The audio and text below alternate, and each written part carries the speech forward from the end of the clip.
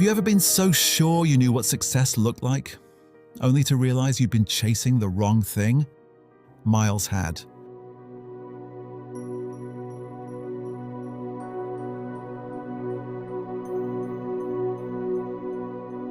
From the outside, his life looked good, the kind of good that made people nod approvingly at parties. He had a solid job, the kind of paycheck that covered rent, and then some, and a LinkedIn profile with all the right buzzwords, but inside, it was like walking in shoes a size too small.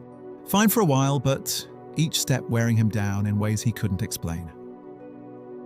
He thought the answer was simple: work harder, learn faster, fix the parts of himself that didn't feel good enough. So he signed up for every workshop, crammed his evenings with online courses, filled notebooks with to-do lists and self-improvement plans. And yet, no matter how many skills he added, he felt like he was still just running in place. That's the thing, Miles believed what most of us do. If you just patch every weakness, you'll eventually be unbreakable. He didn't know yet that the strongest people aren't flawless. They're the ones who play to what's already in their bones. One Friday, after a week of meetings that left him numb, his manager mentioned something in passing. Funny thing, our highest performing teams, they all took strengths assessments, changed the way we work. Miles laughed it off. Personality tests were just icebreakers at corporate retreats, weren't they?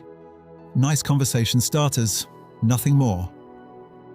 But that night, he couldn't shake it. If companies making billions were investing in this, maybe there was more to it. Still, a part of him resisted. He told himself it was just another HR fad, a distraction from the real work of getting better. A few weeks later, scrolling through his phone on a slow Sunday morning, he came across a single line in an article: "Your greatest growth will come not from fixing what you lack, but from using more of what you already have." Something about that sentence hit him like a quiet truth he'd been avoiding. So he took the leap, signed up for a strengths test.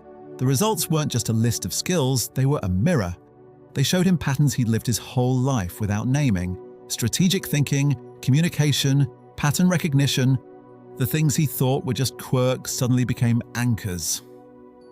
The first time he tried working differently, leaning into those strengths instead of overcompensating for weaknesses, it felt risky, like taking off the armor he'd worn for years. But within weeks, his energy changed.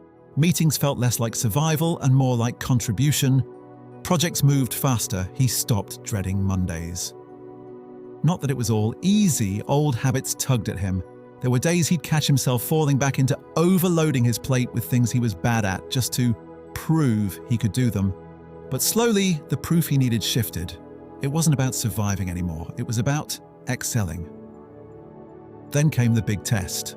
His department was pitching a new initiative to senior leadership, the kind of meeting where reputations are made or broken. A year ago, he would have buried himself in the details he struggled with, trying to cover every angle. This time he built his part of the pitch around his strengths, crafting the story, finding the thread that made everything click. And when it was over, his manager leaned in and said, "You just made the whole room see it." That moment didn't just feel like a win, it felt like a turning point. He realized that knowing his strengths wasn't just information, it was a strategy, a way of moving through the world that made him not only more effective, but more himself. Now, Miles notices strengths everywhere, in the way his colleagues solve problems, in how teams come alive when people are doing what they're best at. He still has weaknesses, of course, but they no longer define him. Because here's the truth he carries now. It's not about being well-rounded, it's about being sharp where it matters most. So, what about you?